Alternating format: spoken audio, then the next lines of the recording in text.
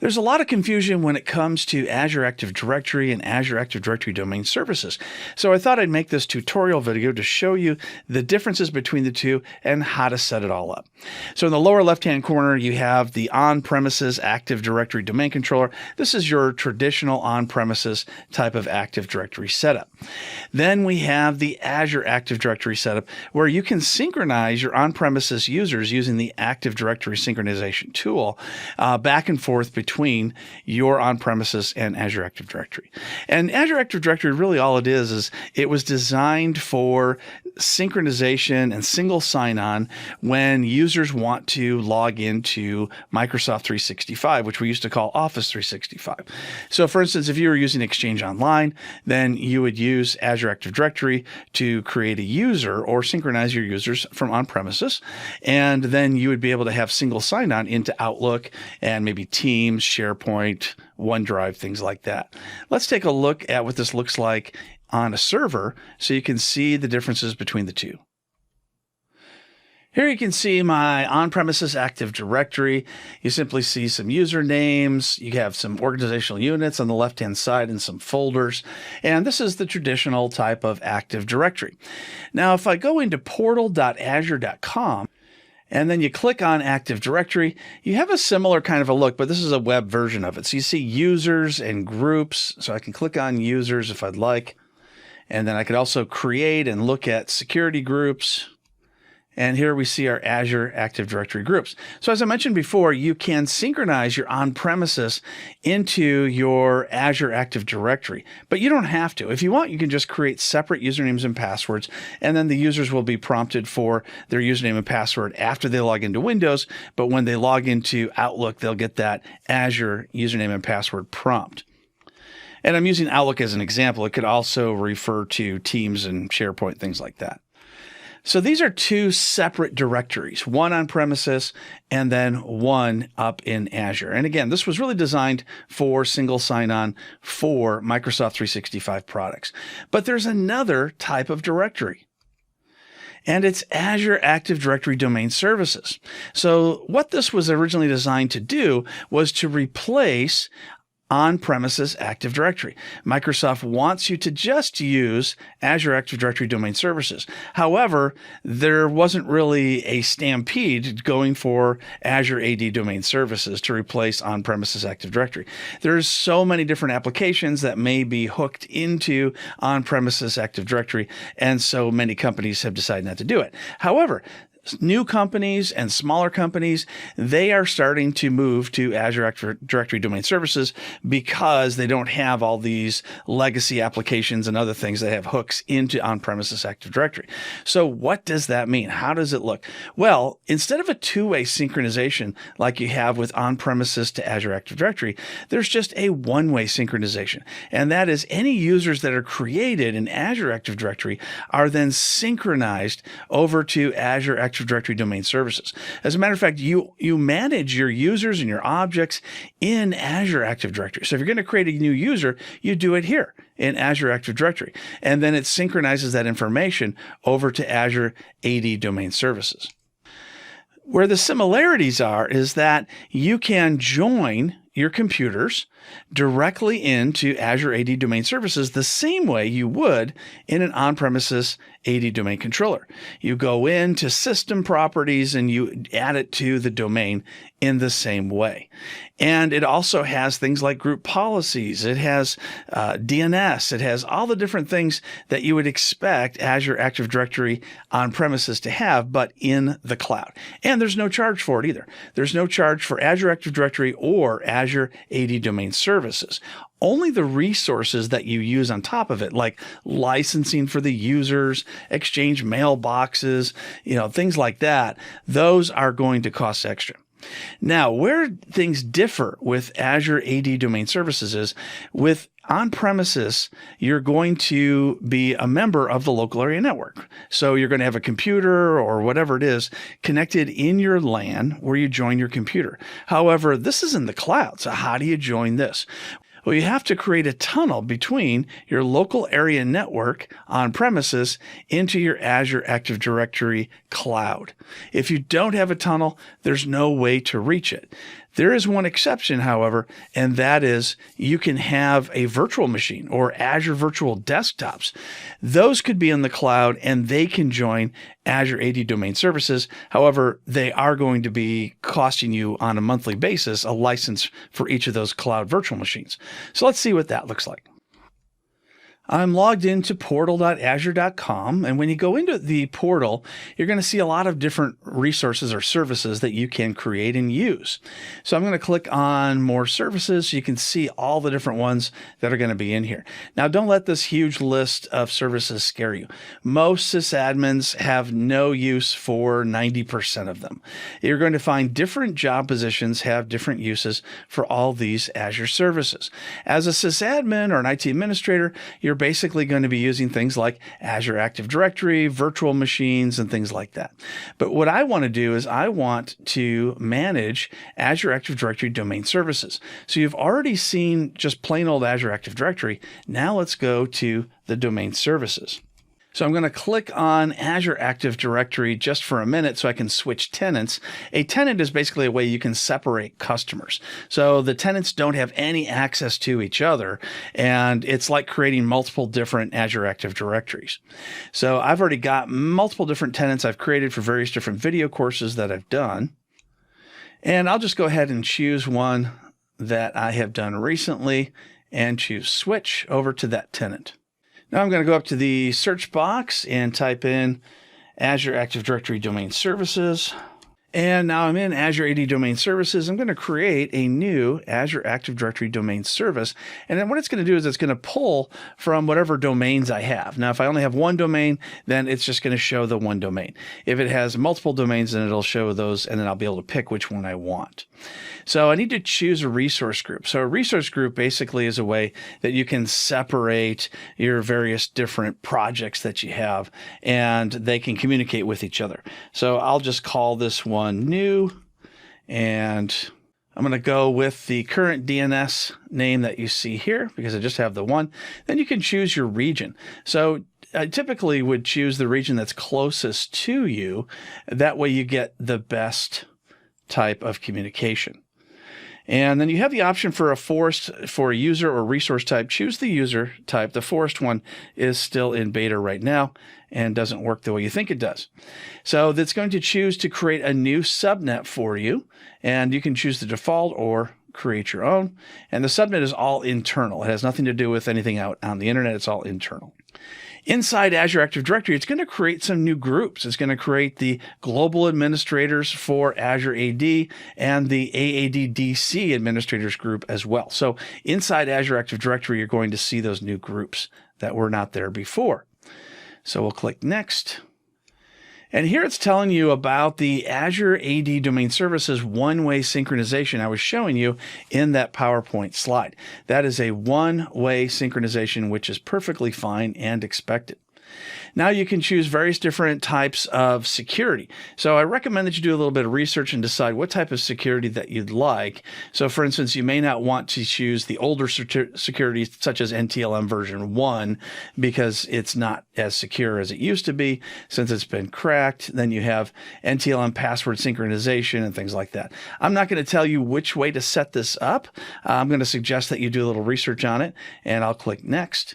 Now you've got these tags. Tags are a way of billing specific customers. So I don't have any issue with that. And then you can go ahead and create the domain services here. If you do get any one of these little red circles, go back and click on it. It means that you cannot use whatever it is. And in this case, this isn't a valid public domain. This is the default on Microsoft.com domain you get before you import any of your domains. So this video is basically starting from the point of expecting you to have already put in a public domain. Now, I have other videos all about Azure that show you how to do things like this that you can go check out, but it would definitely make this video too long if I went into that portion as well here.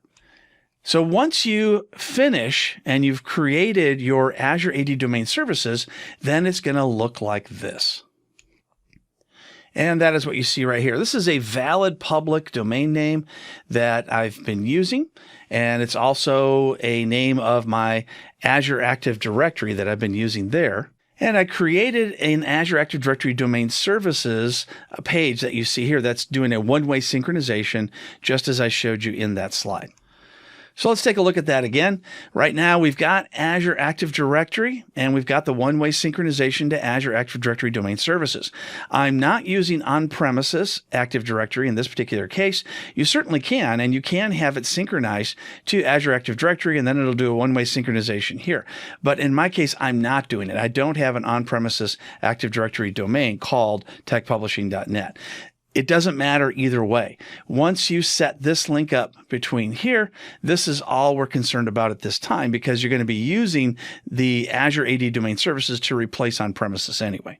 So inside my Azure AD Domain Services for techpublishing.net, if I click on Properties, it gives me the information that I need. So remember, when you create this domain services, it asked me what internal subnet I was going to use. And I decided on, in this case, 10.5, and I'm using the West US location. So 10.5.0.4 and 5, those are my two DNS servers. So what I have to do is whatever server I'm going to join to this domain, I'll have to set my IP information for DNS to point to 10.5.0.4 and 10.5.0.5 so it can communicate with the Azure Active Directory Domain Services techpublishing.net domain. There's a lot of other information that you see here, but you don't really need to get into those to use Azure Active Directory Domain Services. But we do need a computer now to communicate with Azure AD Domain Services. So what we're going to do is create a virtual machine. So if I go home, then I'm going to want to open up virtual machines. If you don't see it here in the list, just go ahead and do a search for it, because it's only going to save the things I've opened most recently in that list. So what I would do is I would go to create an Azure virtual machine. And if you haven't already created an Azure virtual machine, I've already got all of those demonstrations in my Azure Active Directory playlist on my channel. So you can go ahead and go back there and walk through it. However, I do want to show you this just to make sure you don't go down the wrong path. And that is the resource group that you pick for your virtual machine has to be the same resource group that you created using Azure Active Directory Domain Services. And in my case, I was using the default resource group WUS for Western US. If you don't do that, it won't be on the same subnet. You won't be able to communicate with it. You'll also see by picking this, it automatically chose the region for me, so I don't have to make any changes there. You will, of course, have to change to a Windows computer at this point that you can use to join to the domain. Once you create your virtual machine, it's automatically going to put you on the same 10.5 subnet, in my case, that I've used to join my Azure Active Directory Domain Services.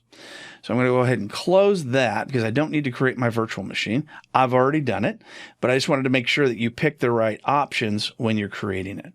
So I've created this virtual machine. I call it DCO1. It's not really a domain controller, but it's going to be used to manage Azure Active Directory Domain Services. And you're going to see how to do that in just a minute here after I connect into my virtual machine. So my virtual machine has a public IP address that you see here. So I'm going to connect to that virtual machine and log into it. I've logged into the virtual machine and just show you a couple of things. One is I'm going to go to my network settings. Now, this is a Windows 2019 server. You might be using a 2022 server, but it all works the same way as far as this goes. So you'll go into your network and sharing center and go to change adapter settings. And you'll just want to make sure that your DNS settings are pointing to 10.5.0.4, 10.5.0.5, which in my case are my DNS servers it mentioned earlier in this video. Now, it doesn't matter if you're using an automatic IP or a static IP. That's totally up to you as long as it's on the 10.5 network. So after that, I went ahead and I joined the computer to the domain. So if I go over to System, and in your case, if you're using a Windows 2022, you'll go to Start and then go to Settings and go to About. But in 2019, you can just go to it from System and Control Panel. And I went into Change Settings, and I went to Change, and I just went ahead and typed in techpublishing.net, and it prompted me for a username and password. However, before I can log in, I got to make sure that I have a user in one of those new security groups that was being created earlier. So if I go back home and then click on Azure Active Directory, and then I go to groups, remember that some new groups were being automatically created. So I'll type in AAD, and there's my Azure Active Directory Domain Controller Administrators. So I'll go and click on Add Members, because these are the ones that are going to be able to manage Active Directory inside Azure, the domain services portion. And I'll select, and there's my users inside the administrators folder. So back to my virtual machine. I then went and typed in techpublishing.net. I used my admin account, and then I was able to join the domain. If those users aren't in that AADDC group, then you won't be able to join them to the domain. So that is all over now. And so now I have a computer that is a virtual machine that's joined to the domain, that's pointing to the correct DNS servers. I'll go to Add Roles and Features, and I'm going to add in the Active Directory Domain Services role. All this is going to do is add in the tools that I need. And there it is right there. Click Add Features to go along with it to be able to manage Active Directory. And it doesn't matter if I'm trying to manage Active Directory on premises or in Azure AD Domain Services, it's still the same role that I need to install. The difference is that in a normal on-premises Active Directory, I would turn this into a domain controller by promoting it to be a domain controller in either a new forest or an existing one. However, in this case, I'm not doing that. In this case, I'm just using it to manage Azure AD Domain Services, which has already been created. There's a couple other ways you can manage Azure AD Domain Services. One would be by installing Windows Admin Center, which is a web version of managing, or using PowerShell. I just find this to be the easiest to be able to demonstrate because it looks just like traditional on-premises Active Directory. Now that that role's been installed, I can go up to Tools, and I see all my traditional Active Directory types of management consoles. So I'll choose Active Directory Users and Computers, and take a look. There is my Azure Active Directory Domain Services that I can now manage using a standard Windows server. So the server is not a domain controller, it's just connecting to Azure Active Directory. Now check this out. There is no way to manage directly your domain controllers at Azure AD Domain Services. However, if I click on domain controllers, look at that. Microsoft created 2 virtual domain controllers for me. Here are the names of those domain controllers. I'm going to double click on one of those. Check out the operating system. It's using 2019 Data Center.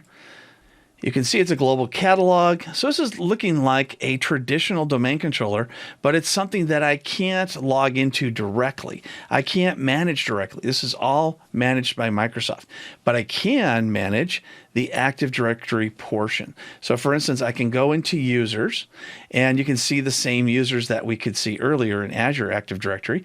And I can go in and I can reset passwords. I can create new users. I can add them to groups.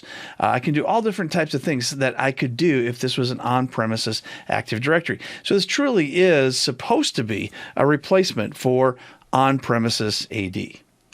Another interesting thing is group policy. This is a question that a lot of people ask is say, hey, how do you manage group policy with Azure Active Directory Domain Services?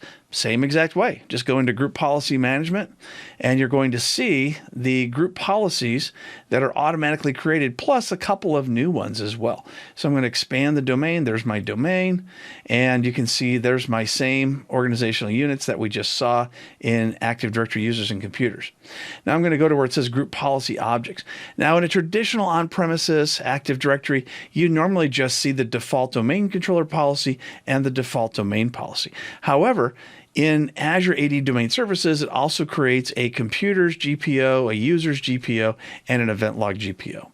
Now you can go in and you can see how all those are configured and what they do simply by double-clicking on them and going into this settings tab at the top and choosing show all, and it will show you all the different settings that those GPOs are actually doing.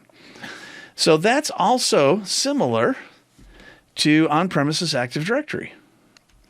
Now I'm installing the DNS server role, so that way I can see the DNS manager, and you can see how you can look at the Azure AD DNS settings, as well as the ability to add additional records if you'd like.